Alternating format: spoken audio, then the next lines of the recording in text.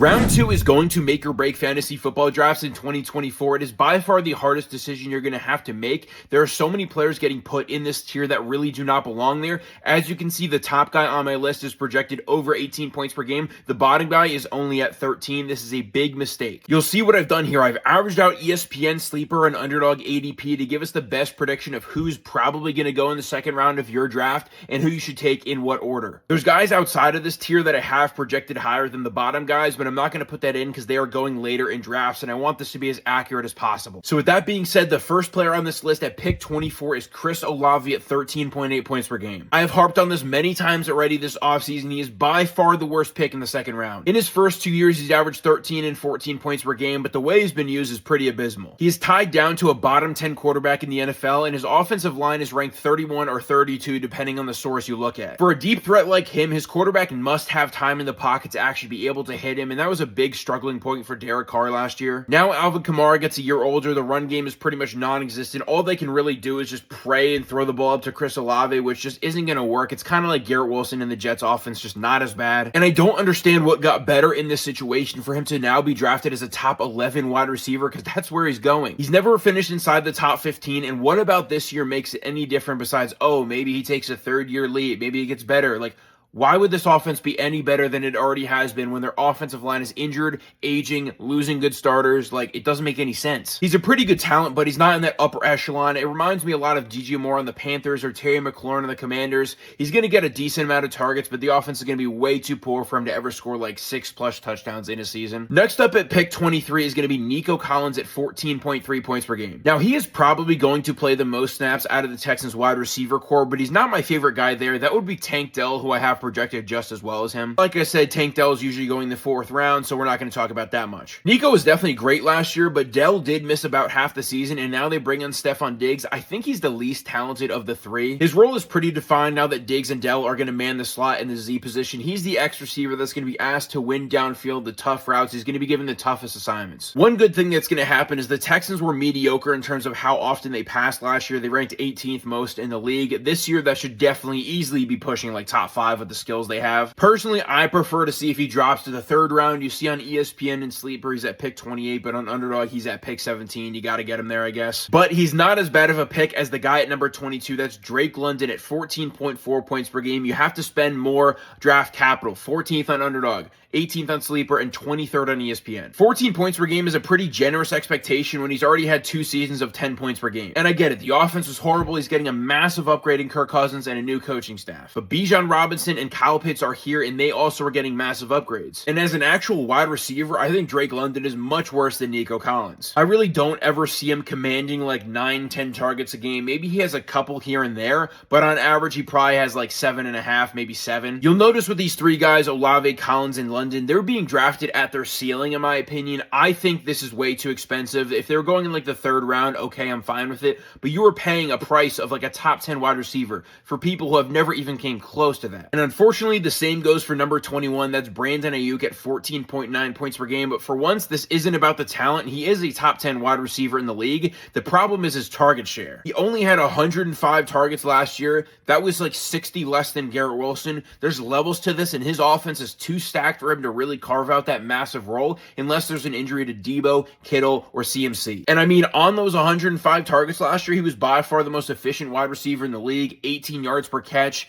He had a good amount of touchdowns. I believe it was 7, and his yards was 1,300. He was great. But the simple reality is I can't really pay a higher second-round pick for him. If it's at the end or even into the 3rd round, fine, I'll do it because there is that upside of if someone else gets hurt. But as it is now, there's no way he finishes as a top 10 fantasy wide receiver. And you'll see the market's even pretty confused on him too. On ESPN, he's 36, Sleeper 21, Underdog 18. And just for a point of reference, running backs are valued more on ESPN, wide receivers are valued more on Underdog. That's why it's pretty skewed. Now we get to the game changers, in my opinion. This is where in round 2, if you're able to get one of these guys, you really do set yourself apart. So at pick 20, we have Devon Achane, a real game breaker, especially if anything happens to Mostert. You see I have him projected at 15.2 points per game. That's the floor. That's if Mostert plays all year. But if Mostert does miss any time, he could be 20 plus with ease. And the sites seem to agree on this. He's picked 26, 24, and 23, very close. I've said it multiple times now. Mostert had 16 goal line carries last year. Achane only had 2, but they say he's going to get more receiving work this year. I kind of believe that they want to get him the ball in open space. That is a smart thing to do, but I don't really ever see him exceeding like 13 to 15 touches a game. The simple fact is he is a pretty brittle, small running back, the smallest in the league by far. Mostert is also brittle, so one of them could easily get hurt just like last year, but Mostert is much bigger. He will get the goal line work. Then at 19, we have Mike Evans, somebody who you think is very obviously safe and consistent, but remember 2-3 years ago when he had that 50-point game against the Panthers, he does have that insane upside. I have him projected at 15.4 points per game. He's going at pick 29 in ESPN and Sleeper, and then 22 on Underdog. I think the days of him having 1,500 yards are over. He's a little bit too old now, and his route running is not quite the same as it used to be, but I don't think the days of 15 plus touchdowns are quite out of the question. He just had 13 again. A common myth you'll hear in fantasy football is that you want a guy who's going to be very consistent, someone like a Jacoby Myers, but a little bit better, obviously, that's just going to keep scoring 14 points per game every single week. That's really not true. It actually doesn't matter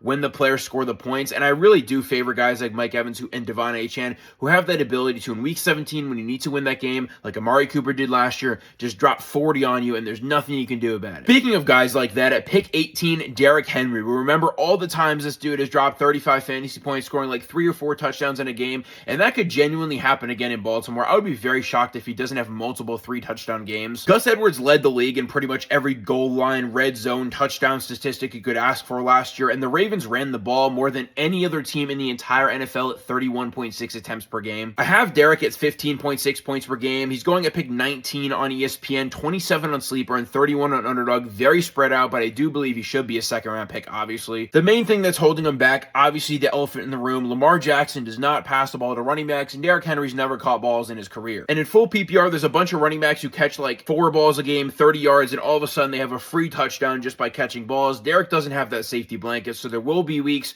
where he scores like 12 fantasy points or 9 fantasy points if he doesn't get in the end zone, and you're disappointed. But honestly, on this insane offense of the Ravens, I would expect him, just like CMC, to be favored every single week to score a touchdown. Then at number 17, we have Kareem Williams. We're taking a point per game step up here. We're going to 16.6. That's a big deal. 15th on ESPN, 16th on Sleeper, and then 30th on Underdog. As I said, they don't value running backs as much there. But in all of our home leagues, I can guarantee you Kareem will be going in the second round as he deserves. So Blake Corum, obviously the rookie that they pick up, is probably going to work a little bit into the role here. I think it's probably going to be like a 75-25 or a 70-30 split. It's hard for me to predict Kareem's pass catching upside because early in the year, he had a lot of that work. He had like a 12 target game. And as the year went on, he got less and less and less work in the receiving game. Obviously, that's when Cooper Kupp got healthier and healthier. So I think those checkdowns that were going to him a lot last year are not going to be there, which obviously is going to take him down from the 21.5 points per game he had last year to the 16.6 I have this year. But I do have him scoring a lot of touchdowns. I got him projected at 12.5.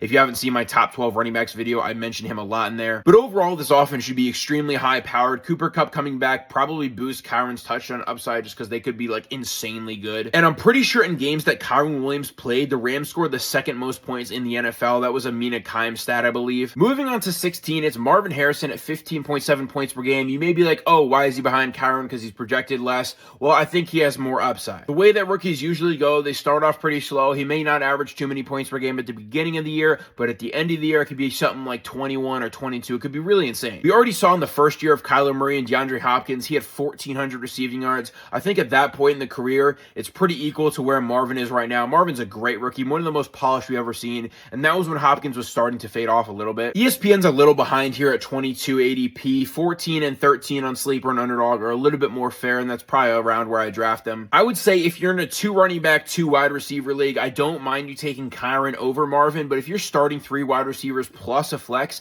I think Marvin is the play. Wide receivers are just going to be very scarce in that aspect. Then we get to 15, Saquon Barkley. Who knows what to project this dude for? I got him at 16.8. He's currently 13th on ESPN, 15th on Sleeper, and 21st on Underdog. There are so many moving variables here. The coaching staff has completely changed, and their pace of play should be much higher. I think they're going to pass more, but that could benefit Barkley. I could see him catching a couple dump-offs. Nothing crazy because Jalen Hurts likes to run, but I think they will scheme him open some easy screens and stuff like that. Then on top of that, if this offense does return to like top 3 form from 2 years ago, he could score a bajillion touchdowns, especially if the tush push is not as effective without Jason Kelce. I think Cam Jurgens filling in is going to do a great job at center, and I think the tush push still will exist. I have Jalen Hurts projected for 12.5 touchdowns, but I also think that Saquon in this great offense can easily go for 10 plus. There were countless situations last year where DeAndre Swift kept falling down at the 1 yard line and Jalen Hurts would just run it in. Saquon is a stronger, better runner. I think he will be able to finish off those 5-yard runs into the end zone. And then slightly above him at pick 14, it's Jonathan Taylor at 17 points per game, 12th, 13th, and 15th across the board based on ADP.